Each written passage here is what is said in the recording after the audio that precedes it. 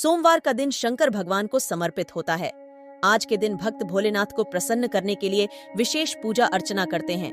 कुछ लोग आज के दिन व्रत भी रखते हैं ताकि शिव की विशेष कृपा प्राप्त की जा सके। बाबा भोलेनाथ के आशीर्वाद के लिए आप भी सोमवार का व्रत कर रहे हैं तो शिव व्रत कथा को पढ़कर या सुनकर इस उपवास को पूरा करें। सोमवार व्रत की विधि। नारद पुराण के अनुसार सोमवार व्रत में व्यक्ति को प्रातः स्नान करके शिव जी को जल और बेल पत्र चढ़ाना चाहिए तथा शिव गौरी की पूजा करनी चाहिए। शिव पूजन के बाद सोमवार व्रत कथा सुननी चाहिए। इसके बाद केवल एक समय ही भोजन करना चाहिए। सोमवार व्रत कथा। किसी नगर में एक साहूकार रहता था। उसके घर में धन की कोई कमी नहीं थी, लेकिन उसकी कोई संतान नहीं थी, जिस वजह से वह बेहद दुखी था। पुत्र प्राप्ति के लिए वह भगवान शिव प्रत्येक सोमवार व्रत रखता था और पूरी श्रद्धा के साथ शिवालय में जाकर भगवान शिव और पार्वती जी की पूजा करता था। उसकी भक्ति देखकर माँ पार्वती प्रसन्न हो गई और भगवान शिव से उस साहूकार की मनोकामना पूर्ण करने का निवेदन किया। पार्वती जी की इच्छा सुनकर भगवान शिव ने कहा कि हे पार्वती, इस संसार में हर प्राणी को उसके कर्मों के अनुसार फल मिलता है और जिसके भाग्य में जो हो उसे भोगना ही पड़ता है। लेकिन पार्वती जी ने साहूकार की भक्ति का मान रखने के लिए उसकी मनोकामना पूर्ण करने की इच्छा जताई।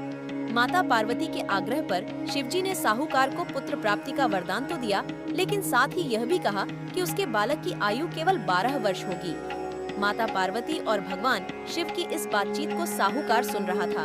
उसे ना तो इस बात की खुशी थी और ना ही गम। वह पहले की भांति शिवजी की पूजा करता रहा। कुछ समय उपरांत साहूकार के घर एक पुत्र का जन्म हुआ। जब वह बालक 11 वर्ष का हुआ तो उसे पढ़ने के लिए काशी भेज दिया गया। साहूकार ने पुत्र के मामा को बुलाकर उसे बहुत सारा धन दिया और कहा कि तुम इस बालक को काशी विद्या प्राप्ति के लिए ले जाओ और मार्ग में यज्ञ कराओ। जहाँ भी यज्ञ कराओ वहीं पर ब्राह्मणों को भोजन कराते और दक्षिणा देते हुए जाना।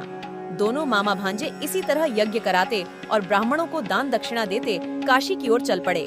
रास्ते में एक नगर पड़ा जहाँ नगर के राजा की कन्या का विवाह था, लेकिन जिस राजकुमार से उसका विवाह होने वाला था वह एक आंख से काना था। राजकुमार के पिता ने अपने पुत्र के काना होने की बात को छुपाने के लिए एक चाल सोची। साहूकार के पुत्र को देखकर उसके मन में एक विचार आया।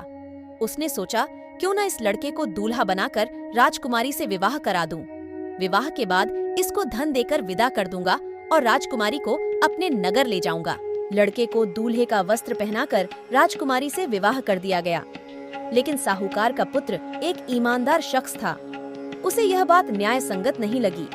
उसने अवसर पाकर राजकुमारी की चुन्नी के पल्ले पर लिखा कि तुम्हारा विवाह मेरे साथ हुआ है, लेकिन जिस राजकुमार के संग तुम्हें भेजा जाएगा वह एक आंख से काना है। मैं तो काशी पढ़ने जा रहा हूँ। जब राजकुमारी ने चुन्नी पर लिखी बातें पढ़ी तो उसने अपने माता पिता को यह बात बताई। राजा ने अपनी पुत्री को विदा नहीं किया, जिससे बारात वापस चली गई। दूसरी ओर साहूकार का लड़का और उसका मामा काशी पहुँचे और वहाँ जाकर उन्होंने यज्ञ किया। जिस दिन लड़के की आयु 12 साल की हुई उसी दिन यज्ञ रखा गया।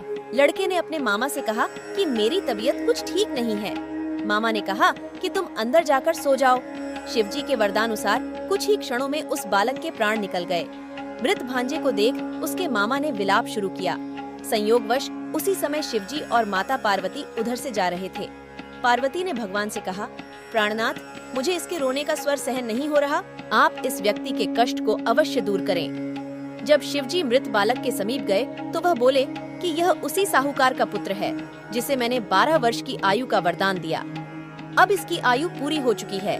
लेकिन मातृभाव से विभोर माता पार्वती ने कहा कि हे महादेव, आप इस बालक को और आयु देने की कृपा करें, अन्यथा इसके वियोग में इसके माता पिता भी तड़प तड़प कर मर जाएंगे। माता पार्वती के आग्रह पर भगवान शिव ने उस लड़के को जीवित होने का वरदान दिया। शिवजी की कृपा से वह लड़का जीवित हो गया। शिक्षा समाप्त करके लड़का मामा के साथ अपने नगर की ओर चल दिए। दोनों चलते हुए उसी नगर में पहुँचे जहाँ उसका विवाह हुआ था। उस नगर में भी उन्होंने यज्ञ का आयोजन किया। उस लड़के के ससुर ने उसे पहचान लिया और महल में ले जाकर उसकी आवभगत की और अपनी पुत्री को विदा किया। इधर भूखे प्यासे रहकर साहूकार और उसकी पत्नी बेटे की प्रतीक्षा कर रहे थे। उन्होंने प्रण कर रखा था कि यदि उन्हें अपने बेटे की मृत्यु का समाचार मिला तो वह भी प्राण त्याग देंगे, परंतु अपने बेटे के जीवित होने का समाचार पाकर वह बेहद प्रसन्न हुए।